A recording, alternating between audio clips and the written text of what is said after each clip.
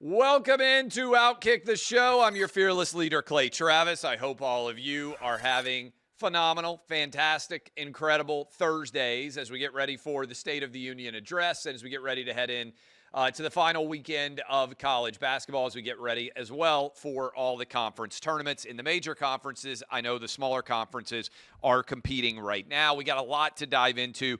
State of the Union, what do we expect to see tonight? Joe Scarborough with an unbelievable endorsement of Joe Biden, the likes of which I find it hard to believe ever exist. Jake Paul, Mike Tyson fighting. New Jersey high school controversy grows on that state championship pursuit.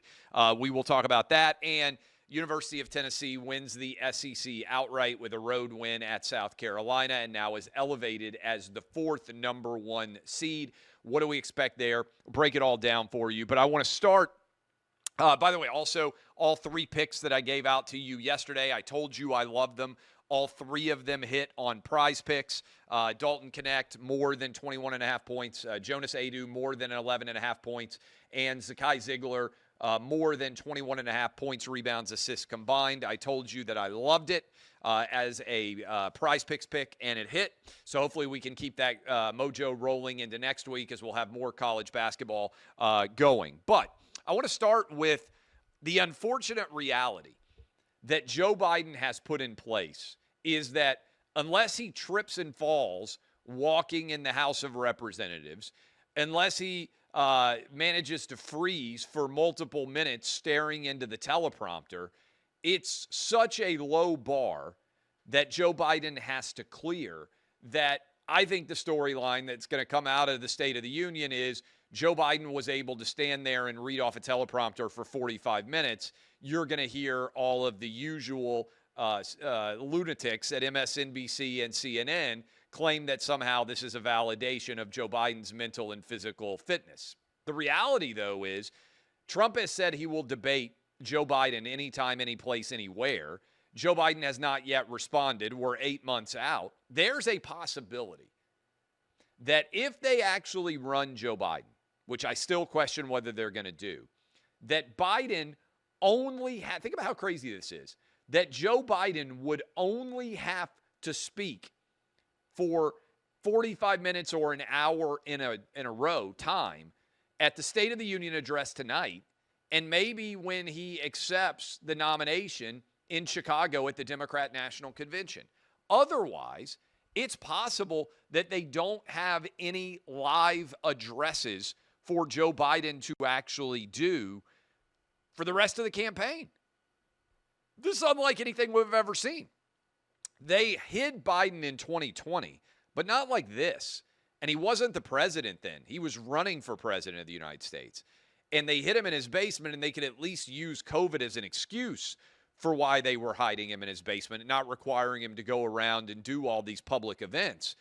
Now they're going to hide him. It's what I refer to as the Weekend at Bernie's 2 campaign. They already won Weekend at Bernie's 1.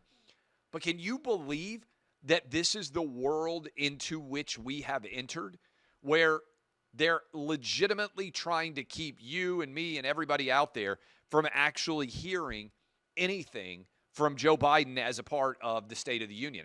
I can't believe that this is where we are right now. Nor can I believe that Joe Scarborough, who I think even for Joe Biden shills, even Joe Biden propagandists look at Joe Scarborough on MSNBC and they say, boy, he's a cheap hooker. Like, even them, they look at it and they're like, this dude is not even a high-end propaganda expert, not even a high-end hooker. He is a streetwalker. He came out and said, Joe Biden has got better mental faculties than at any point in his career. I'm paraphrasing. And he said, F you, for anybody out there that doesn't want to hear this. This is a lie that even, remember the Baghdad Ministry of Information guy back in the day who was standing out in the street saying, I don't know why you say the Americans are here. They're not here. And they're like driving by and waving at him on live television. Even the Iraqi Minister of Information who lied about Americans in Iraq back in the day, even he is seeing what Joe Scarborough is saying about Joe Biden. He's like, man, that guy's a little bit out of touch with reality. That guy is propagandizing a bit too aggressively. Even I can't manage to defend this. 81, soon to be 82-year-old Joe Biden is at the peak of his political performance. And F you, said Joe Scarborough, if you don't agree. Joe Scarborough, I'm going down tomorrow. I'm going down to what I think is one of the most beautiful places in the contiguous 48 states. Tomorrow, I'm going to finish Clay and Buck, and I'm hopping in my car, and I'm driving down to the Florida Gulf Coast to 30A between Destin, Florida, and Panama City Beach. I think one of the most beautiful postage stamps of America. I love it there. I'm going to be down there all next week. My kids are on spring break. Joe Scarborough used to represent that area of the country as a Republican congressman. And now he goes on MSNBC and he just proves that he doesn't have a gag reflex every single day when it comes to telling you that Joe Biden is heroic and incredibly talented, and that it's shameful that anybody could possibly consider Joe Biden to be not at the absolute apex of his mental and physical capacity as president of the United States. This is a lie. All of you know this is a lie. And, you know, I might pick on Karine Jean-Pierre, but she's the White House spokesperson. It is her responsibility to try to put the best spin as possible. Jen Psaki back in the day had to do it. The goal is to try to spin for the Biden administration, the media, to the best of your ability. That's legitimately the job. You are paid by the president to try to make him look as good as possible. Joe Scarborough is supposed to be independent. He's supposed to be an opinionist, like I am, doing his best to be honest with his audience every single day. This is humiliating. This is embarrassing. Joe Scarborough has turned his back on everybody that lives on the Florida Gulf Coast that he used to represent, and he is now the liar-in-chief of all left-wing media. What a shameful position to find yourself in. You could argue that you think Trump is such a threat to democracy that even if Joe Biden doesn't have the mental and physical capacity that he once did to govern effectively, that you still think a diminished Joe Biden is better than Donald Trump. I disagree with that perspective, but you could argue that. That's not an outlandish and unreasonable opinion to share publicly if you are in the opinion business. But to argue that all of you who see Joe Biden drastically diminished, who see a guy that thanks people who have been dead for years, who has regular senior moments where it's quite clear that he has no idea how to get off the stage, who can't really walk and nearly falls all the time, who can no longer even climb the actual stairs for Air Force One, so they have to let him go up the baby stairs, and he still trips there, who legitimately fell over onto the ground at the Air Force Academy. And honestly, if they're being truthful with you, every Democrat in the Biden administration has their fingers crossed right now in hopes that he's not going to have a catastrophic mental or physical failure on the national stage tonight for the State of the Union. The idea that you would argue Joe Biden is at the peak of his abilities is such a transparent lie that even in the metaphorical hooker community, streetwalkers would be looking at Joe Scarborough askance and saying, you're cheapening our profession with your behavior. That is where Joe Scarborough is. And by the way, I will debate Joe Scarborough anytime, any place, anywhere, and I will stuff him in a locker. And I will do it on behalf of the people that used to be his constituents in the great panhandle of Florida. and I will do it on behalf of everyone with a functional brain who has to listen to his lies all the time, anytime, any place, anywhere. Little man, I will put you in a locker, and you'll be done for. My challenge to streetwalker Joe Scarborough, who's even embarrassing the streetwalker community on a metaphorical basis. Did you see this story? Jake Paul's fighting Mike Tyson. I got to admit, the minute I saw it come across my timeline, I said to myself, you know what? I'm going to watch. Jake Paul's in his 20s. Mike Tyson's going to be 58 by the time the fight happens. But Mike Tyson is still the most captivating boxer of the last two generations. He is. All of you who are around my age, grew up in the 80s, the 90s, you care about Mike Tyson more than you do any heavyweight fighter right now. I don't even know who's the best American heavyweight boxer right now. I'm not even sure right now who the best is. I don't even know is there an undisputed heavyweight champion right now? I know Tyson, what's the guy's name? Tyson Gay? I can't even remember his name. The big, bald British dude. I think he was British. I can't even remember. The sport of boxing from a heavyweight perspective has never been as strong as it was when Mike Tyson mattered, when Evander Holyfield mattered. Heck, when Mike Tyson bit Evander Holyfield's ear off. Jake Paul has created this prime drink. I don't know if you have kids. I've got 3. This prime drink that Jake Paul created, this energy drink, it's a multi-billion-dollar brand now. Every kid in America, if you got kids around my age, they all drink it. They all knew about it. He's a YouTube sensation, and he has built a monster audience. And I think this is a killer app for Netflix. Live sports, even if it's kind of an exhibition, even if Mike Tyson's 58, July 20th on Netflix, I'm going to watch. I'm going to watch because I've seen the videos of Mike Tyson training. He's still super ripped.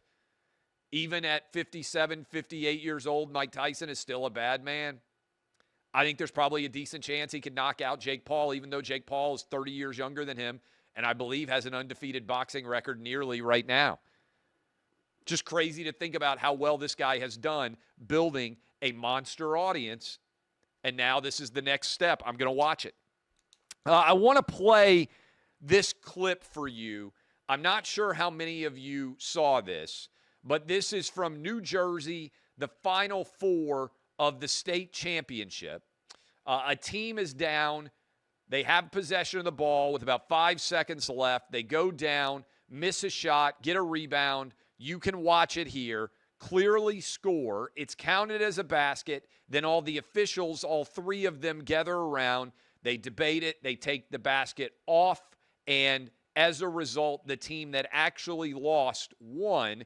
And they are now scheduled to advance and play for the state title Saturday at noon Eastern in New Jersey. Let's watch that clip if we could. Guys, can we play it?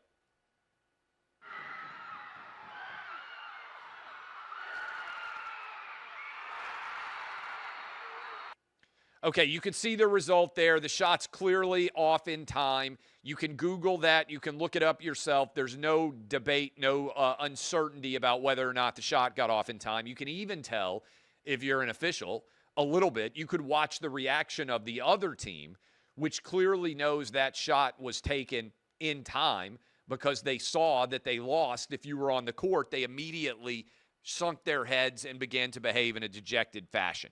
Now, I asked the question, and I think it's a really interesting question. This is a great sports talk radio topic. I said, what would you do if you were the head coach of this Camden, New Jersey area team and you knew that you had lost in this scenario? In what way would you respond? And over 16,000 of you have voted so far. Here's the poll question that I asked. I said, if you're the Camden, New Jersey head coach, your team clearly lost. Video makes it 100% clear. We just showed you that video. On a last-second shot, but refs incorrectly ruled the shot was late.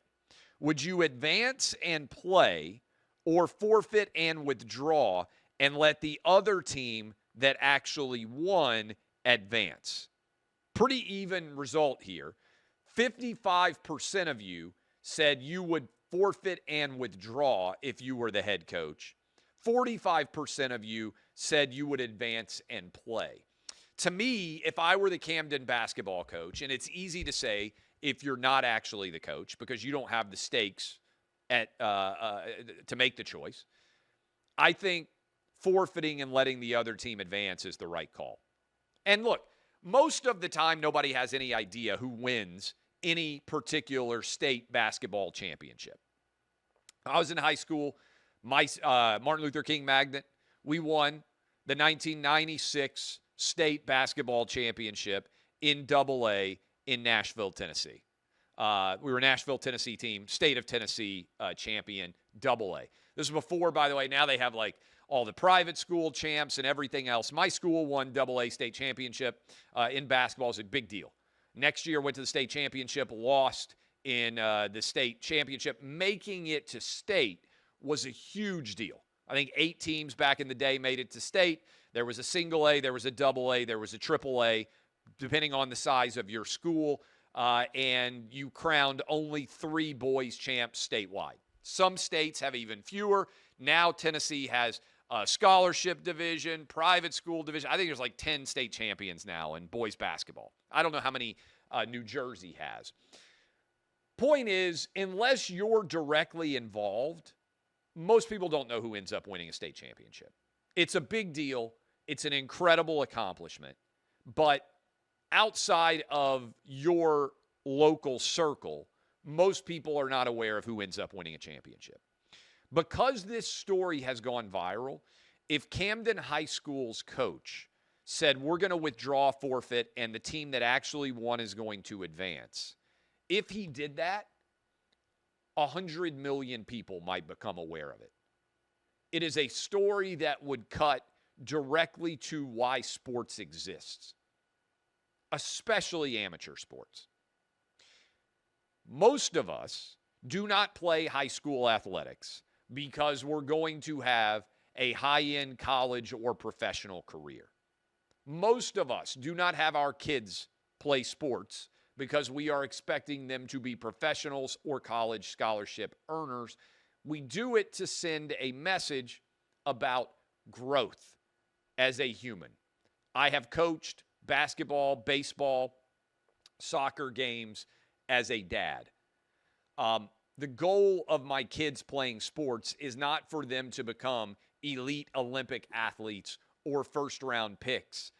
I knew quite early that that was unlikely to happen. Heck, I knew when I had kids that was unlikely to happen because my athletic exploits are not legion, not particularly impressive at all, okay?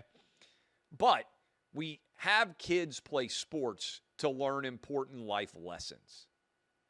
I think this Camden High School coach has an incredible opportunity to send a great message about sports and why we play. I also think his team would be far more praised for dropping out than they ever would have been for actually winning the title. And I think the kids on the team would learn a more important life lesson. I understand some of you out there say, well, there's no way. By the way, the New Jersey High School Athletic Association, as I am talking to you on Thursday afternoon, has said we can't change the outcome even though it was 100% wrong because we don't have an instant replay process in place. Now, they have gone back and changed other outcomes that have been incorrect. So that precedent appears to be somewhat inconsistent based on what I have read. Some of you say, well, they missed a holding call, or man, that person, there was a lane violation, or there should have been a foul called there, or whatever sport you want to point to. Officiating is imperfect. You've got to deal with it. I understand that argument. But here we have a non-judgment call. Judgment call is, hey, was there holding or not? Did that person potentially line up offsides or not? Was there a false start? Was that a travel? Did somebody change their pivot foot? Should there have been a foul called? Was somebody in the lane for 3 seconds or not? Those are all judgment calls in officiating and in athletics. Was that a ball or strike? Whether a shot gets off in time is not a judgment call. There is a right or wrong choice that is made. Here, you 100% know the wrong choice was made, and as a result, the team that did not actually win on the court is advancing to play for a state title, and the team that actually won is having their season end. I believe you should endeavor to get this right, and you should change the outcome that was clearly wrong. And by the way, if you saw that video, the officials initially counted the basket and then went back and took it away. So after the game, they actually changed the call that was initially correct. The ref supervisor called everybody together and said, hey, I think it was late. And the right call, which was made by the official in the best possible space to see whether or not the shot was in time, was actually invalidated after the game was over. So to me, that seems like kind of an interesting dichotomy. They made the right call, then after the game, they reversed it. We'll see what happens with the legal process, but I don't think the onus should be on the team that didn't do anything wrong to rectify what was a clear wrong that they were victimized by. Camden could do the right thing here. The coach or principal of Camden High School could make the decision that his team clearly lost and does not deserve to advance. That's what I think should actually end up happening. Tennessee won the Southeastern Conference last night against South Carolina. In the process, Tennessee has gone on the road, beat Auburn, and then gone at home, then went on the road, won at Alabama, won at South Carolina. Alabama had not lost an SEC game all season at home. I think South Carolina had lost one SEC game, if I'm not mistaken, at home. Both of them had tremendous home court advantages, and both of them were playing to attempt to win their own SEC title. Instead, Tennessee won and now sits at, I believe, 14-3, wins the SEC outright. They now have advanced in virtually all of the brackets after 3 straight top 25 wins, 2 of them on the road, as the 4th number 1 seed. In no particular order, Houston, Purdue, UConn, and Tennessee are your 4 number 1 seeds in almost all brackets out there. Rick Barnes, incredible victory here. Dalton Connect, phenomenal player. As I mentioned, the 3 picks that I gave out on Prize Picks all cashed. I've been watching Tennessee basketball my whole life. I was at the very first game that was ever played in Thompson Bowling Arena. Saturday, we'll get the Kentucky Wildcats will roll into town to take on Tennessee. Tennessee, by the way, I believe the math is, now has the 2nd most SEC men's basketball titles of all time. Vols have 12. Kentucky has like 40-something. But incredible year for Rick Barnes. Now the question becomes, can he lead a team back to the Final Four? It's been 20-some-odd years since he took Texas. So far, Rick Barnes, I think 27-26 all-time in the NCAA tournament. He hasn't been able to have the same level of NCAA tournament success that he has in the regular season, so we'll see whether or not that ends up being able to be the next step. But there was some controversy. I saw Trey Wallace wrote about this at OutKick, and Andrew Perloff came out and said, why are they celebrating like this? Because several players said that they were going to get SEC championship rings, and that was the way they celebrated. Well, first of all, most teams, if they win an SEC championship or an ACC championship or a Big Ten or a Big 12 or any conference, they cut down the net. Now, Tennessee won it at home, but I would bet if Tennessee beats Kentucky on Senior Day, there's a very good chance that they'll cut the net down. And if you win the SEC basketball tournament or your conference's basketball tournament, you typically cut the nets down. And if you advance to the Final Four and win your region, you typically cut the nets down. I like Andrew Perloff. He was on with Dan Patrick for a long time. I've met him a lot. What a strange thing to complain about. You don't like the fact that a conference title is being celebrated? It's hard to win an outright conference title in any basketball conference in America. Tennessee had to go, 14-3 so far? It's hard to go 14. It's way harder to win a regular season conference title. You have to win a lot more games than to get hot in a postseason basketball tournament and win your conference tournament. Now, the conference tournament is exciting, but it's often the case that the best team doesn't end up winning there because, unlike the sample size of 17 or 18 conference games, you might have a sample size of only 3 or 4 in a conference tournament. So I thought this was a strange thing. Winning a conference and getting a ring is a big deal. Tennessee should be commended for it. Now we'll see whether or not they can take that next step in March Madness and advance to the Elite Eight or the Final Four and become the first ever number 1 seed.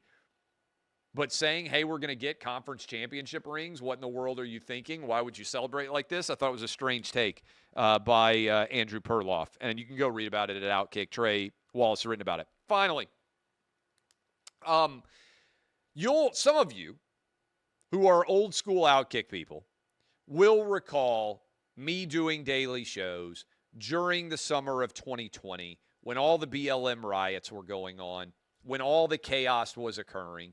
And you'll remember that I endorsed Arkansas Senator Tom Cotton's idea in the wake of what happened in my home city of Nashville, where they tried to burn down the courthouse, where they were throwing Molotov cocktails in the windows. I said, I want all of these guys prosecuted to the full extent of the law. Where are the police officers? Call out the National Guard if it's necessary. Stop violent rioting and plundering and looting from occurring all over the country. So I agreed with Arkansas Senator Tom Cotton's editorial when he put it out there in the New York Times editorial page. But what's interesting about this is a lot of people didn't. In fact, a lot of people out there lost their minds over the way that this went down, including Mara Gay, who is a New York Times editorial board member. And they did a great job pulling her 2 divergent opinions. This is from Aaron Siberium. He was the one who shared this first. Mara Gay wrote, when Tom Cotton said, send in the troops, this was his opinion, the nation must restore order, the military stands ready. That happened in June of 2020. Mara Gay said, running this puts black people in danger and other Americans standing up for our humanity and democracy too at New York Times. They actually fired the head of the New York Times editorial page for publishing this opinion by a sitting senator in the United States. It is his opinion. It is not the New York Times opinion. But now that Kathy Hochul has called out the National Guard to help make the New York City subway safer, the exact same person 4 years later wrote as follows, the National Guard might help subway riders feel safer. I'm reading. New York City cannot function without a thriving subway, and ensuring that the system not only is safe, but feels safe is paramount. So Governor Kathy Hochul's decision to deploy 750 National Guard members and 250 New York State police officers to the subways after a spate of attacks is the right one. So wait a minute. 4 years ago, helping to make sure that cities were safe with the National Guard, unacceptable. By the way, New York Times immediately wanted the National Guard called in after Jan 6th. So they've been inconsistent for a while. But Mara Gay, who was paid 6 figures by the New York Times to be an esteemed member of their editorial board, now says calling in the National Guard to make everybody safer in an issue of rampant crime is totally acceptable. This is what hypocrisy is. And you guys can call me out on disagreeing with my opinions left and right. I love the marketplace of ideas. First Amendment's free and well. Not very much hypocrisy. If you go through my whole career, I pretty much have always said the same thing on issues like these. If you violate the law, you should be, whether you're a Democrat or a Republican, when it comes to protesting, you should be punished to the full extent of the law. When it comes to violent protesting, right? Talking about something where you are actually violating the law. You're looting, you're trespassing, any of those situations. You go back and look. I said on Jan 6th that I believed the Jan 6 protesters should be prosecuted. But I also demanded that everybody burning down police stations and everybody rioting and looting during the BLM summer of 2020, that they all deserved the same style punishment. Treat everybody the same regardless of their politics. Mara Gay and the New York Times don't do that. And that's why I think the New York Times' legitimacy as a true news organization has collapsed. They're a fan site for left-wing politics. That's fine, but don't pretend that your goal is to do all the news that's fit to print anymore. Your new mindset, your guiding tenet is all the news that's fit to print that our subscribers want to read. And that's a very different business mantra than the one that they had that existed for most of my life. And I just think the Mara Gay hypocrisy is a perfect distillation of exactly what's happened over the last 4 years. They fired the editorial page boss for sharing an opinion they didn't like and claimed it was racist. And now that Kathy Hochul is doing the same thing, they now say it's good. By the way, Mara Gay, same person who said that instead of spending $1 billion on his political campaign, that I think it was Mayor Bloomberg should have given everybody in the United States $1 million. Like, doesn't understand basic math. Not good. Also said that when she went to Long Island, she was very uncomfortable because there were too many American flags, and that triggered her. This is not one of the great intellectual heavyweights of our time, but you would at least hope that the New York Times itself could remain somewhat consistent when it comes to principle. They can't.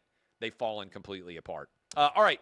I love all of you. Not scheduled to have any more OutKick the shows. If something crazy happens at the State of the Union beyond what we would anticipate, maybe I would do a show in the morning tomorrow. No shows all next week. But right now my plan is not, because I got to get in my car and head to the beach. I will be doing Clay and Buck all week, but I will be down in the Panhandle in God's country on the beach in Florida for the next week. Again, I'll be doing radio, but not OutKick shows. Love all of you. DBAP unless you need to SBAP. I'm Clay Travis, and this has been OutKick the show.